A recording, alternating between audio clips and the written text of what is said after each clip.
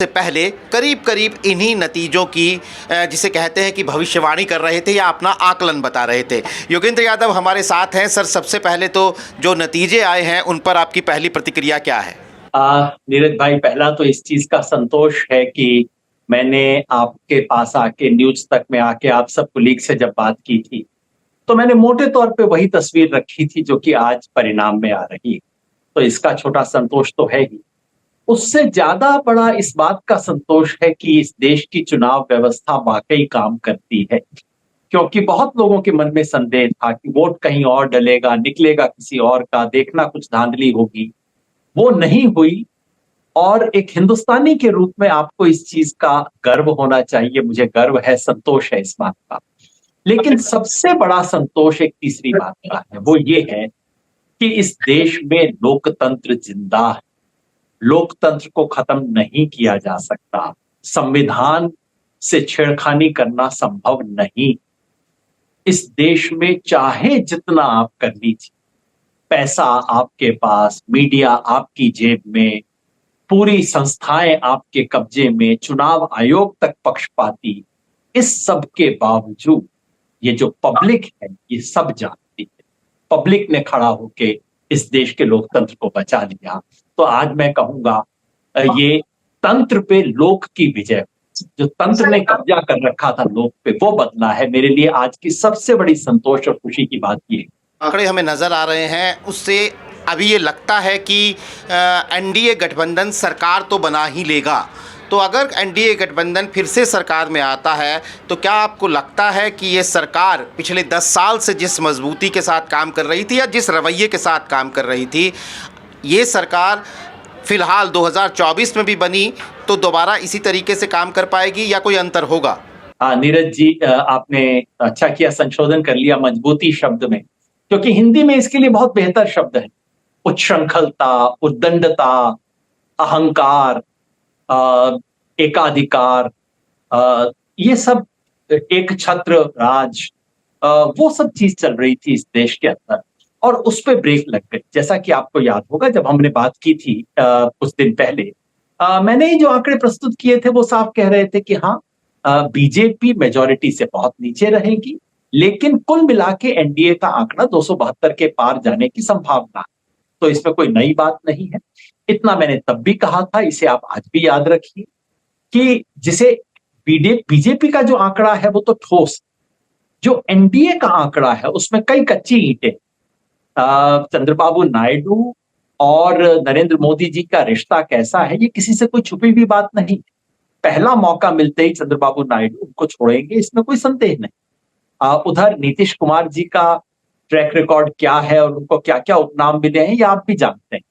तो इसलिए ये मत मान लीजिए कि ये जो 290 के करीब सीटें इस वक्त एनडीए की दिखाई दे रही, ये बीजेपी के पक्के सहयोगियों। लेकिन ये कहने के बाद ये तो स्वाभाविक है कि राष्ट्रपति सबसे पहला मौका देंगे बीजेपी, और बीजेपी कोई ना कोई कोशिश तो करेगी। ये तो 290 है। मैं कहता हूं अगर इनके 250 भी आते तब भी मुंबई से कुछ चार्टर्ड प्लेन्स आते, तब भी कुछ होता, लेन देन होता और सरकार बनाने का जुगाड़ किया जाता। इसमें कोई संदेह नहीं। सरकार बनाने के जुगाड़ जो दिल्ली में होते हैं आप भी जानते हैं, मैं भी जानता हूं। नरेंद्र मोदी किसी एक व्यक्ति का नाम नहीं है। मोदानी नामक एक सिस्टम है इस देश, जो सिस्टम सरकार पे अपना कब्जा बनाए रखेगा। लेकिन मेरे लिए महत्वपूर्ण वो चीज नहीं। मैंने तब भी कहा था, मेरे लिए जनादेश में, इसमें कोई संदेह नहीं कि तमाम चीजों का जुगाड़ करने के बाद मोदी जी हार गए, और हारे ही नहीं, पूरी तरह से हारे। मैंने तब कहा था, उसी बात को शब्दशः दोहरा रहा हूं, 300 से 1 सीट कम आती तो बीजेपी की नैतिक हार, 272 से 1 भी सीट कम आती तो बीजेपी की राजनीतिक पराजय, और 250 से 1 सीट कम आना नरेंद्र मोदी के लिए व्यक्तिगत हार। ये तो सब हुआ है। जनादेश इस वक्त भारतीय जनता पार्टी के खिलाफ। जनादेश में हारने के बाद लोग सरकार बनाते हैं, तमाम तिकड़म करके करते हैं, थिया पांचा होता है, सब तरह की चीजें होती है। सरकार हो सकता है बन जाए, लेकिन वो सरकार वो नहीं होगी, वो उद्दंडता नहीं कर सकती जो पिछली सरकारों ने। संविधान से छेड़खानी करने की हिम्मत नहीं, किसान से पंगा लेने से पहले कान को हाथ लगाए। और मेरी उम्मीद है कि इस देश में लोकतंत्र का स्वर खुल जाएगा। मीडिया का भी, न्यूज तक तो चीजें करता ही रहा है। मैं उम्मीद कर रहा हूं कि आपके बाकी जितने भी कंसर्न्स हैं, इस देश की जितनी अन्य मीडिया संस्थाएं हैं, उनका गला भी थोड़ा थोड़ा खुलना शुरू हो जाए। बहुत अच्छी चीज है, मीडिया का गला खुले तो बहुत सुंदर, मुझे एक संगीत की तरह दिखता है जब मीडिया का गला खुल जाता है, वो हो जाएगा। मुझे लगता है कि कोर्ट कचहरी भी अब कानून की वो इबारत पढ़ना शुरू कर देंगे जो कई दिन से उनको धुंधली सी नजर आ रही थी, वो भी उनको दिखनी शुरू हो जाएगी। मेरी उम्मीद ये है कि देश की तमाम दूसरी संस्थाएं, ब्यूरोक्रेसी से लेके बाकी सब, थोड़ा थोड़ा संविधान की दिशा में झुकना शुरू कर देंगी। पूरी स्वतंत्र हो जाएंगी ऐसी मेरी कोई उम्मीद नहीं, लेकिन हल्का सा संविधान की तरफ झुकना शुरू कर देंगी। और सबसे बड़ी बात यह कि जो आंदोलन, संघर्ष है, जमीन पे चल रही जो काम है, जो प्रतिरोध है, और ये जो आंदोलन जीवी हैं जिनको मोदी जी ने खिल्ली उड़ाते हुए कहा, वो सब आंदोलन जीवी जब अगली बार अपने हाथ उठाएंगे ना तो उनकी मुट्ठी ज्यादा कस जाए। और ये कसी हुई मुट्ठी संघर्ष की, ये लोकतंत्र का प्राण, ये बच जाएगी, मेरी ये उम्मीद है। कौन बनेगा प्रधानमंत्री के खेल में ना तो मेरी दिलचस्पी है, ना ही मुझे कोई विशेषज्ञता है इस खेल का परिणाम बताने। योगेंद्र जी, आपने ये कहा था जब न्यूज़ तक में आप पिछले हफ्ते आए थे हमारे साथ बात करने के लिए कि चंद्रबाबू नायडू आप मंगलवार की शाम को देखिएगा वो क्या करते हैं।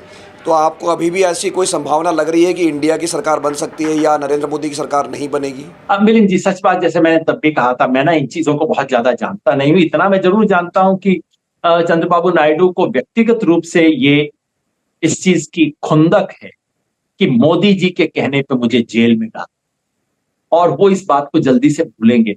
अब उसके बाद क्या करेंगे, क्या सौदेबाजी होगी दिल्ली में बंद दरवाजों के पीछे, और कौन से एग्जीक्यूटिव प्राइवेट जेट कहाँ जाएंगे, और जो प्राइवेट जेट जाएंगे उनमें कौन व्यक्ति जाएंगे, व्यक्तियों के साथ क्या कुछ जाएगा उनके पास, ये सब खेल मैं नहीं जानता।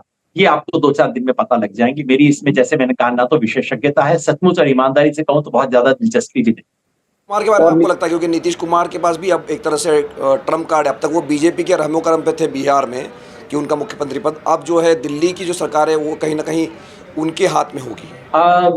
नीतीश कुमार मेरे गुरु भाई हैं, मेरे गुरु किशन पटनायक के शिष्य वो भी थे, उन्हीं का शिष्य मैं भी हूं। और मैं समझता था कि मैं नीतीश जी की बातों को कुछ समझता हूं और उनके लिए सम्मान था, मगर जो पिछली बार उन्होंने किया उसके बाद से मैं तो बिल्कुल उन्हें समझने में असमर्थ हूं। लोग कहते हैं कि उनके साथ खड़ा हुआ व्यक्ति भी उनको नहीं समझ पाता। मैं कौन सी खेत की मूली हूं कि मैं उनको समझ। योगेंद्र जी, आपने जो भविष्यवाणी की थी उसे लेकर आप पर कोई दबाव था? दबाव मतलब कोई बाहर से दबाव? जी नहीं, बाहर से नहीं योगेंद्र जी, बाहर से नहीं। मतलब ये जो भविष्यवाणी करने के बाद जितनी ट्रोलिंग आपकी हो रही थी, जो जो चीज़ें आपको कही जा रही थी कि मतलब आपने कह दिया, आपने जो देखा आपने कह दिया, लेकिन लोग मजाक उड़ा रहे थे कि भाई ये जो देखा है वो सही साबित नहीं होगा, खास करके एग्जिट पोल आने के बाद में। तो बाहर के दबाव के नहीं, मैं आप अंदर आपको कहीं ना कहीं ये लगा कि अगर ये गलत होगा तो क्या होगा, मतलब उसका दबाव या उसका डर मैं पूछना चाह रहा हूँ। मिलिंद भाई, मैंने कई वर्षों तक ये काम प्रोफेशनली किया था और मैं जानता था कि इस काम में आपको सिर्फ गाली ही मिलती, कभी कभार कुछ घंटों के लिए प्रशंसा मिल जाती है।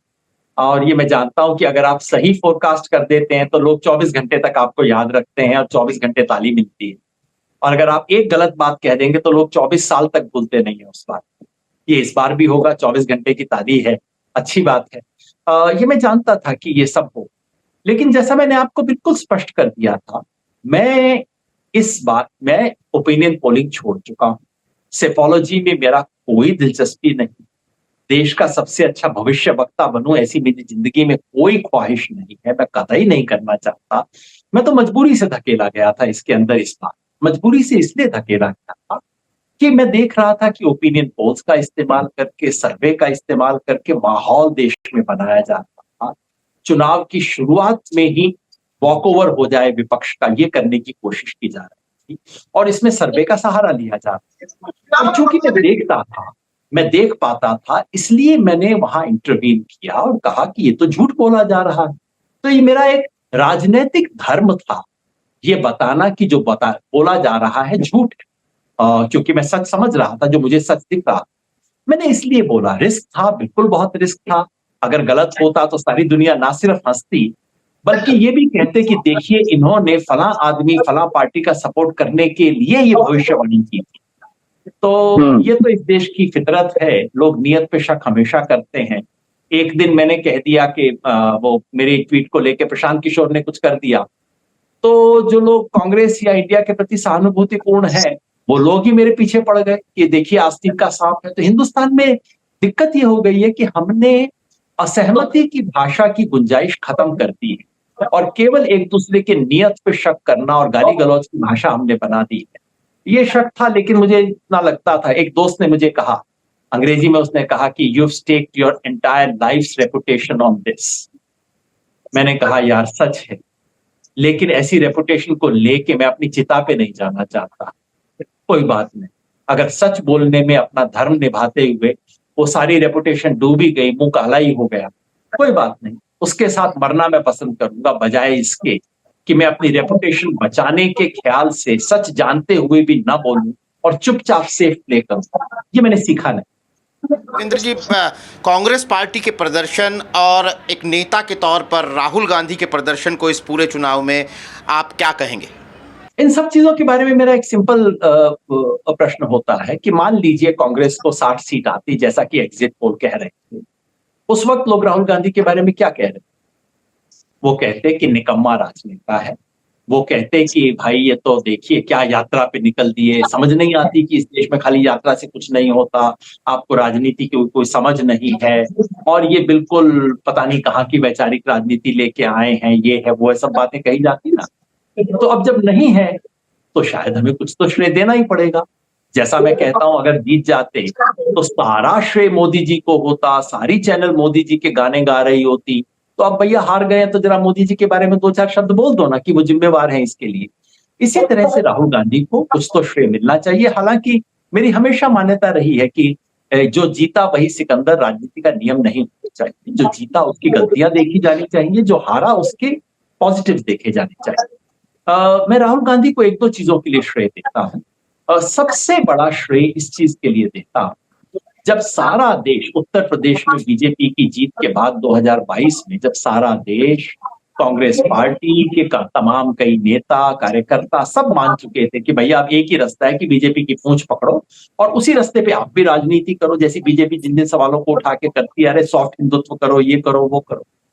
ऐसे में राहुल गांधी खड़े रहे, अड़े रहे, लड़ते रहे, ये बहुत बड़ी उपलब्धि।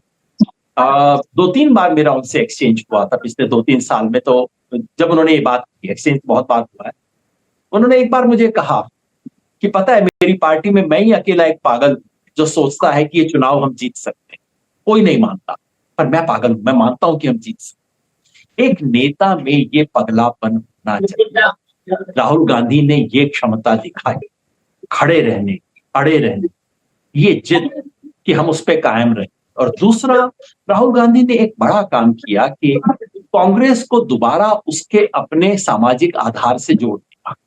कांग्रेस का सामाजिक आधार कौन है? गरीब, दलित, पिछड़े, हाशिए पे रहे हुए लोग, अल्पसंख्यक इत्यादि। राहुल गांधी ने कम से कम ये पहचान की कि ये पार्टी उनकी पार्टी है, इस पार्टी का एजेंडा और मैनिफेस्टो उनके लिए बनना चाहिए और धीरे धीरे पार्टी का नेतृत्व और नीतियां भी उसके हिसाब से बननी चाहिए। तो ये 2 शुरुआत की, ये 2 बहुत बड़ी चीजें। इन सब के प्रतिफल अभी नहीं मिले। आप मत सोचिए कि 100 सीट उसके कारण आ रही है और उस सब के कारण केवल 100 सीट आ रही। अगर ये राजनीति आगे चली, राहुल गांधी इस पर कायम रहे और आज की जीत के बाद उनको ये करने का प्रतिसाद मिलेगा, उनकी क्षमता बढ़ेगी, पार्टी में अपना उनका वजन बढ़ेगा। अगर इस पे कायम रहे तो ये जो आज 100 दिख रही वो अगली बार 300 बन सकती है। सुनने में अतिशयोक्ति लगेगी, लेकिन याद रखिए 100 का 300 बनते राजनीति में बहुत समय नहीं। जी योगेंद्र जी, लोकसभा चुनावों का पूरा पटाक्षेप हम नहीं कह सकते कि नतीजों के साथ हो गया है, क्योंकि मौजूदा परिस्थितियों में सरकार कौन बना रहा है, किस तरह बना रहा है, ये भी देखना काफ़ी दिलचस्प होगा और उन तमाम मुद्दों पर भी हम आपसे तफसीली बातचीत के लिए दोबारा जुड़ेंगे। आज आपकी व्यस्तता के चलते छोटी बातचीत हुई, लेकिन आपका बहुत बहुत शुक्रिया, धन्यवाद।